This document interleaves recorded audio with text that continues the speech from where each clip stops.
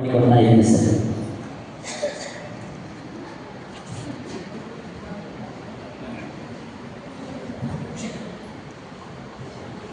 ಓಂ ಶ್ರೀ ಮಂಜುನಾಥಾಯ ನಮಃ.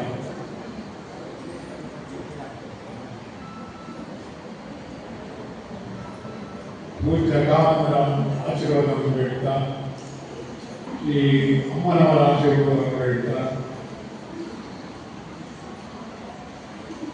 ವೇದಿಕೆಯಲ್ಲಿರುವ ಎಲ್ಲ ಗಣ್ಯರೇ ಹಾಗೂ ಇಲ್ಲಿ ನೆಲೆಸಿರುವಂಥ ಎಲ್ಲ ಸಜ್ಜನ ಬಂದಿದೆ. ಇವತ್ತು ನಾವು ದುರ್ಗಾದೇವಿ ರಾಮನಗರ ಎರಡು ಕೂಟಗಳ ವಾರ್ಷಿಕೋತ್ಸವ ಕಾರ್ಯಕ್ರಮದಲ್ಲಿ ಇದ್ದೇವೆ. ಬಹಳ ಖುಷಿಯ ಸಂಗತಿ ಏನಂತ ಹೇಳಿದ್ರೆ, ನನಗೆ ಇಲ್ಲಿ ಬರಲಿಕ್ಕೆ ತುಂಬಾ ಅವಕಾಶಗಳಿತ್ತು. ಯಾವ ಅವಕಾಶಕ್ಕೂ ನಾನು ಬರಲಿಲ್ಲ.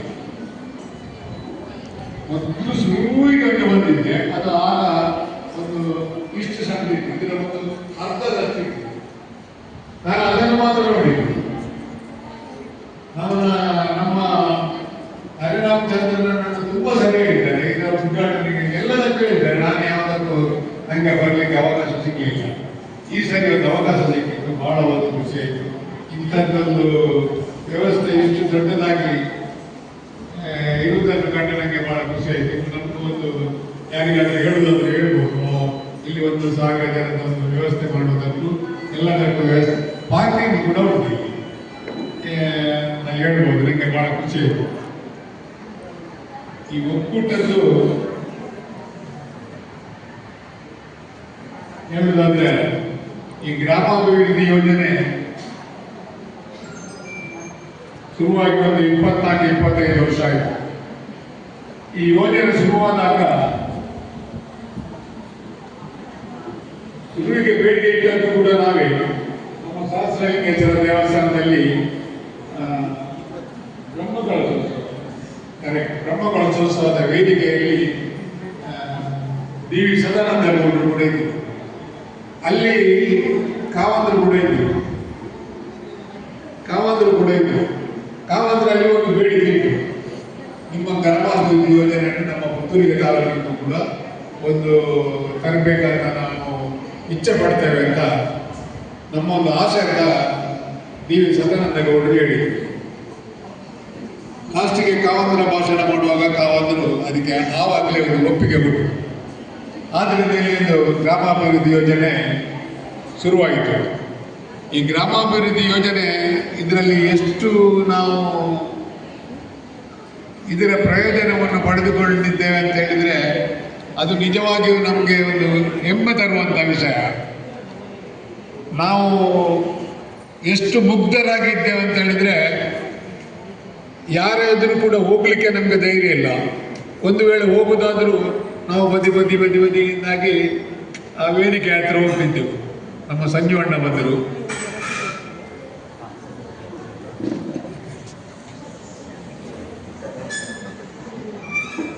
ನಮ್ಮ ಈ ಸುಂದರ ಕಾರ್ಯಕ್ರಮಕ್ಕೆ ಮಾಜಿ ಶಾಸಕರು, ಪುತ್ತೂರು ವಿಧಾನಸಭಾ ಕ್ಷೇತ್ರ ಶ್ರೀ ಸಂಜೀವ ಮಠೋದಯರು ಆಗಮಿಸಿದ್ದಾರೆ. ನಿಮ್ಮನ್ನು ಪ್ರೀತಿಪೂರ್ವಕವಾಗಿ ಈ ಕಾರ್ಯಕ್ರಮಕ್ಕೆ ಸ್ವಾಗತಿಸ್ತಾ ಇದ್ದೀವಿ. ಇವರಿಗೆ ದುರ್ಗಗಿರಿ ಒಕ್ಕೂಟ ಸದಸ್ಯರಾದ ಶ್ರೀಮತಿ ಮಾಲತಿ ಗಿರಿಯಪ್ಪ ಬಿದ್ದೋಳಿ ಇವರ ಕರದಲ್ಲಿ ಹೂಗುಚ್ಛವಿಟ್ಟು ಶಾಲು ಹೊದಿಸಿ ಈ ಕಾರ್ಯಕ್ರಮಕ್ಕೆ ಸ್ವಾಗತಿಸಬೇಕಾಗಿ ಮೂಲಕ ವಿನಂತಿಸ್ತಾ ಇದ್ದೀನಿ. ನಾಯಕತ್ವದ ಮೇರು ಪರ್ವತ ಪುತ್ತೂರು ಕಂಡ ಅದ್ಭುತ ನಾಯಕ ನಮ್ಮ ಸಚಿವ ಮಠೋದಯರು ಸರ್, ನಿಮ್ಮ ಆಗಮನ ಈ ಸಭಾ ವೇದಿಕೆಗೊಂದು ವೈಭವವನ್ನು ತಂದಿದೆ. ನಿಮಗೆ ಪ್ರೀತಿಪೂರ್ವಕ ಸ್ವಾಗತ.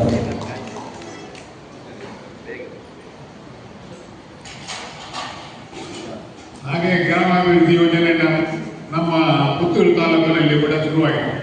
ಅದಕ್ಕೆ ಮೊದಲಿನ ವಿಚಾರ ಹೇಳುವುದಾದ್ರೆ, ನಾನು ಆಗ ಹೇಳಿದಾಗ ನಮ್ಮ ಜನಗಳು ಎಷ್ಟು ಮುಗ್ಧರಿದ್ದಾರೆ ಅಂತ ಹೇಳಿದರೆ, ಒಂದು ಸಭೆಗೆ ಹೋಗುವುದಾದರೂ ಬಹಳ ಒಂದು ಮುಜುಗರ ಪಟ್ಟುಕೊಂಡು ಹೋಗ್ತಿದ್ದರು. ಅದನ್ನೇ ನಾವು 24 ವರ್ಷದ ನಂತರ ಈಗ ನೋಡುವುದಾದರೆ ಸರಿ ವಿರುದ್ಧವಾಗಿ ಆಗ ಮುಗ್ಧ ಜನಗಳು ನೀವಿದ್ದಾರೆ. ಈಗ ನಿಮ್ಮ ಎದುರು ನಾವು ಮುಗ್ಧ ಜನಗಳಾಗಿದ್ದೇವೆ. ಯಾಕಂತ ಹೇಳಿದ್ರೆ ನೀವು ಅಷ್ಟು ಮುಂದೆ ಬಂದಿದ್ದೀವಿ. ನಿಮಗೆ ಯಾವ ಒಂದು ಹಿಂಜರಿಕೆ ಕೂಡ ನಿಮಗೆ ಇಲ್ಲ. ಎಲ್ಲರೂ ಕೂಡ ಆ ಮುಗ್ಧತೆಯನ್ನು ಬಿಟ್ಟು ಒಂದು ಹೆಮ್ಮೆಯಿಂದ ಕಾರ್ಯಕ್ರಮಕ್ಕೆ ಬರುವಂತಹ ಒಂದು ಸನ್ನಿವೇಶ ಈ ಗ್ರಾಮಾಭಿವೃದ್ಧಿ ಯೋಜನೆಯಿಂದ ಉಂಟಾಗಿದೆ ಅಂತ ಹೇಳಲಿಕ್ಕೆ ನನಗೆ ಬಹಳ ಖುಷಿ ಆಗ್ತದೆ.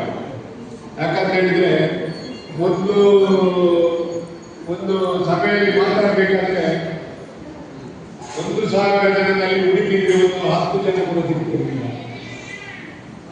ಈಗ ಸಭೆಯಲ್ಲಿ ಮಾತಾಡಬೇಕಾದ್ರೆ ಆ 10 ಜನರಲ್ಲಿ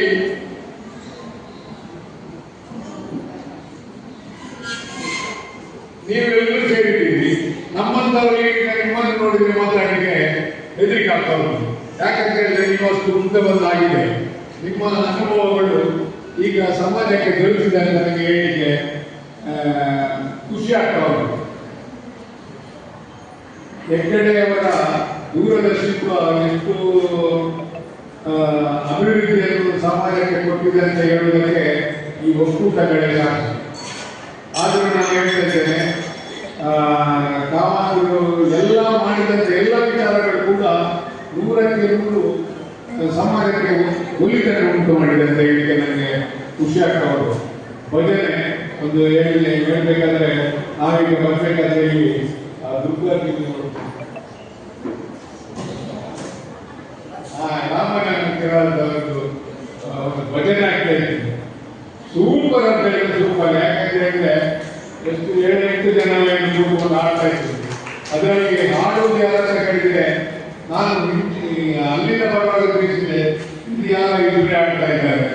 ಇಲ್ಲ, 8 ಜನ ಕೂಡ ಹಾಡುದು ಒಂದೇ ಸ್ವರದಲ್ಲಿ ಆಡ್ತಾರೆ. ಅದುವೇ ನನಗೆ ಒಂದು ಬಹಳ ಒಂದು ಖುಷಿ ಆಯಿತು. ನಮ್ಮ ಭಜನೆ ಎಷ್ಟು ಇಂಪ್ರೂವ್ಮೆಂಟ್ ಆಗಿದೆ, ನಮ್ಮ ಭಜನೆ ಹುಷಾರಿದ್ದಾರೆ ಅಂತ ಹೇಳಲಿಕ್ಕೆ ನನಗೆ ಬಹಳ ಖುಷಿ ಆಗ್ತಾ ಉಂಟು. ಈ ಭಜನೆಯನ್ನು ಶುರು ಮಾಡಿದವರಿಗೆ ಪೂಜ್ಯ ಕಾವಾದರು ಅಂತ ಹೇಳಿ ನನಗೆ ಹೆಮ್ಮೆ ಆಗ್ತದೆ. ಅಷ್ಟು ಭಜನೆ 24 ವರ್ಷದಿಂದಲೂ ಮೊದಲೇ ಭಜನಾ ಕಮ್ಮಟವನ್ನು ಶುರು ಮಾಡಿ ಎಲ್ಲ ಜನರಿಗೆ ಭಜನೆ ಕಲಿಯುವಂತಹ ಒಂದು ವ್ಯವಸ್ಥೆಯನ್ನು ಕಲ್ಪಿಸಿದ್ದಾರೆ. ಆ ಭಜನೆಯ ಮಹತ್ವ ಏನು ಅಂತ ಹೇಳುವುದನ್ನು ಈಗ ಗೊತ್ತಾಗ್ತಾ ಉಂಟು.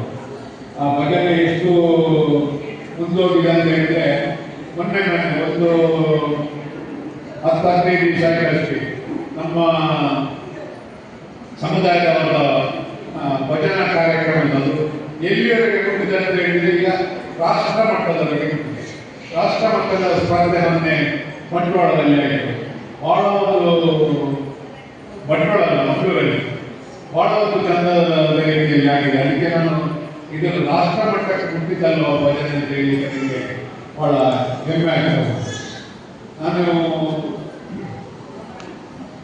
ಮತ್ತು ಹೇಳುವುದಂದ್ರೆ ಈ ವರದಿ ನೋಡಿದ ಮೇಲೆ ನನಗೆ ಖುಷಿಯಾಗಿದೆ ಅಂತ ಹೇಳಿದರೆ,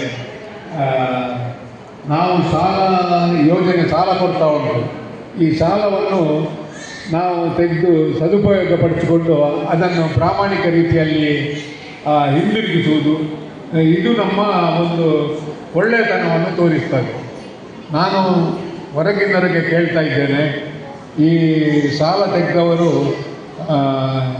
ಯಾರಂತ ಹೇಳುವುದಿಲ್ಲ, ಹೆಚ್ಚಿನವರು ಮರುಪಾವತಿ ಮಾಡುವಾಗ ಒಂದು ಏನೇನೋ ಕಾರಣಗಳ ಮೇಲೆ ಹೇಳಿ ನಾವು ಕಟ್ಟದಿದ್ದರೆ ಏನಾಗ್ತದೆ ಹಾಗೆ ಅಂತ ಹೇಳಿಕೊಂಡು ಒಂದು ಗುಂಪು ಕಟ್ಟಿಕೊಂಡು ಕಟ್ಟದೇ ಇರುವವರ ಸಂಘವನ್ನು ಮಾಡಿಕೊಂಡು ಸಾಲ ತೆಗೆದಾದ ಮೇಲೆ ಕಟ್ಟದಿರುವವರು ಇದು ಸಂಘ ಆಗ್ತಾ ಉಂಟು. ಅಂಥದ್ರಲ್ಲಿ ಇಲ್ಲಿಯ ವರದಿ ನೋಡಿದಾಗ ನನಗೆ ಭಾಳ ಖುಷಿಯಾಗಿದೆ. ರಾಮನಗರ ಮತ್ತು ದುರ್ಗಾಗಿರಿ 2 ಒಕ್ಕೂಟದವರು ಕೂಡ ಒಂದೂ ಕೂಡ ಫೈಲ್ ಆಗದೆ ಪ್ರತಿಯೊಬ್ಬರು ಕೂಡ 100ಕ್ಕೆ 100 ಸಾಲವನ್ನು ಮರುಪಾವತಿಸಿದ್ದಾರೆ ಅಂತ ಹೇಳಿದರೆ ಅದು ನಿಜವಾಗಿ ನನಗೆ ಭಾಳ ಹೆಮ್ಮೆ ಕೊಡ್ತಾ ಉಂಟು. ಯಾಕಂತ ಹೇಳಿದರೆ ನಾನು ನಿಮ್ಮನ್ನು ಈಗಲ್ಲ 25 ವರ್ಷಕ್ಕೆ ಮೊದಲೇ ನಾನು ನಿಮ್ಮ ಒಟ್ಟಿಗೆ ಬೆರೀತಾ ಇದ್ದೆ. ಆ ನಡವಳಿಕೆ ಟೈಮ್ನಲ್ಲಿ ಕೂಡ ಈ ದುರ್ಗಾಗಿರಿಯವರು ನನ್ನೊಟ್ಟಿಗೆ ಸತತವಾಗಿ ದಿನಂಪ್ರತಿ ಕೂಡ ಭಾಗವಹಿಸ್ತಾ ಇದ್ದರು. ಇದು ನಾನು ನೋಡಿದಂಥ ವಿಚಾರ. ಆ ಇದನ್ನೇ ನೀವು ಇಷ್ಟರವರೆಗೆ ಮುಂದುವರಿಸಿಕೊಂಡು ಹೋಗಿದ್ದೀರಿ. ನಮಗೆ ಬ್ರಹ್ಮಕಳಸ ಅಂತ ಹೇಳಿದರೆ ಏನಂತ ನಿಜವಾಗಿ ಗೊತ್ತಿರಲಿಲ್ಲ. ಬ್ರಹ್ಮಕಳಸ ಅಂತ ಹೇಳಿದರೆ ಅದು ಅರ್ಚಕರು ಮತ್ತು ತಂತ್ರಿಗಳು ಮಾತ್ರ ದೇವಸ್ಥಾನದ ಒಳಗೆ ಮಾಡೋದು ಅಂತ ಮಾತ್ರ ನಮಗೆ ಗೊತ್ತಿದ್ದದ್ದು. ಬ್ರಹ್ಮಕಲಶ ಅಂತ ಹೇಳಿದರೆ ಏನಂತ ಗೊತ್ತು ಮಾಡಿದ್ದೆ ನಮಗೆ ಧರ್ಮಸ್ಥಳ ಅಂತ ಹೇಳಿದರೆ ತಪ್ಪಾಗಲಿಕ್ಕಿಲ್ಲ. ಆನಂತರ ನಾವು ಅದನ್ನು ವಿಜೃಂಭಣೆಯನ್ನು ಮಾಡಲಿಕ್ಕೆ ಶುರು ಮಾಡಿದ್ದೇವೆ. ಆ ಬ್ರಹ್ಮಕಲಶದಲ್ಲಿ ಆ ಶಿಸ್ತು, ಆ ನಿಯಮ, ಅದನ್ನು ಮಾಡುವಂಥ ವಿಚಾರ, ಇದನ್ನೆಲ್ಲ ನನಗೆ ಕಲಿಸಿಕೊಟ್ಟದ್ದು ಧರ್ಮಸ್ಥಳ ಯೋಜನೆ ಅಂತ ಹೇಳಲಿಕ್ಕೆ ನನಗೆ ಇಚ್ಛೆ ಪಡ್ತೇನೆ. ಅದಲ್ಲದೆ ಆ ಯೋಜನೆ ಹೇಳಿಕೊಟ್ಟು ಅದನ್ನು ಸದಾ ಪಾಲಿಸಿಕೊಂಡು ಬಂದಂಥ ನಿಮ್ಮ ಈ 2 ಒಕ್ಕೂಟಗಳಿಗೆ ನಾನು ಹೃದಯಪೂರ್ವಕ ಧನ್ಯವಾದಗಳನ್ನು ಹೇಳಲಿಕ್ಕೆ ಇಷ್ಟಪಡ್ತೇನೆ. ನೀವು ಯಾವಾಗ ನೋಡಿ ಎಲ್ಲಿ ಬೇಕಾದರೂ ಬ್ರಹ್ಮಕಲಶ ಆಗಲಿ ನಿಮ್ಮ ಸೇವೆಯಾಗಿ ಗುರುತಿಸ್ತೇವೆ. ನಿಮ್ಮ ಒಂದು ನಡತೆಯನ್ನು ನಾವಲ್ಲಿ ನೋಡಿದ್ದೇವೆ. ನಿಮ್ಮ ಭಜನಾ ಟೀಮ್ಗಳಲ್ಲಿ ಭಾಗವಹಿಸುವುದು ನೋಡಿದ್ದೇನೆ. ಇದಕ್ಕೆ ನಾನು ನಿಮಗೆಲ್ಲರಿಗೂ ಚಿರಋಣಿಯಾಗಿದ್ದೇನೆ. ಹಾಗೆ ನಿಮ್ಮ ಒಕ್ಕೂಟ ಎಂದೂ ಕೂಡ ಒಳ್ಳೆಯ ರೀತಿಯಲ್ಲಿ ಬೆಳಗಲಿ. ಅದಲ್ಲದೆ ನಿಮ್ಮ ಹೃದಯ ಎಷ್ಟು ದೊಡ್ಡದಂತ ಹೇಳಿದರೆ ನನಗೆ ಭಾಳ ಖುಷಿಯಾಯಿತು. ಈಗ ಲೋಕೇಶ್ವರು ಅಂತ ಹೇಳಿ ಅಣ್ಣ ಇಂಥದ್ದು ಸನ್ಮಾನ ಮಾಡ್ತಾರೊಟ್ಟಿಗೆ ನನಗೆ ಭಯಂಕರ ಆಶ್ಚರ್ಯ. ಒಂದು 2 ಪತ್ರಕರ್ತರು ಮತ್ತು ತುಂಬ 2, 3, 4 ಜನವನ್ನು ಹೇಳಿದರು. ನೀವು ಇಷ್ಟು ಮುಂದೆ ಹೋಗಿದ್ದೆ ಅಂತ ಹೇಳಿದರೆ ಅದು ದೊಡ್ಡ ಸಂಗತಿ. ಯಾಕಂತ ಹೇಳಿದರೆ ನೀವು ನಿಮ್ಮದನ್ನು ನೋಡಲಿಲ್ಲ, ಸಮಾಜವನ್ನು ನೋಡಿಕೊಳ್ತಾ ಇದ್ದೀರಿ ಅಂತ ಹೇಳಿದರೆ ನನಗೆ ಭಾಳ ಹೆಮ್ಮೆಯಾದವರು. ನಿಮ್ಮ ಈ 2 ಒಕ್ಕೂಟಗಳು ಇನ್ನೂ ಒಳ್ಳೆಯ ರೀತಿಯಲ್ಲಿ ಮುಂದುವರಿಲಿ. ಎಲ್ಲ ದೇವತೆಗಳ ಆಶೀರ್ವಾದ ನಿಮ್ಮ ಮೇಲೆ ಇರಲಿ. ಇನ್ನೂ ಕೂಡ ಈ ಶ್ರೇಣಿಯಲ್ಲಿ ಶ್ರೇಣಿಗೆ ಹೋಗಿ ನಿಮ್ಮ ಒಕ್ಕೂಟಗಳು ಬರಲಿ ಅಂತ ನಾನು ಇಚ್ಛೆ ಪಡ್ತೇನೆ. ಇಷ್ಟು ಮಾತಾಡಿ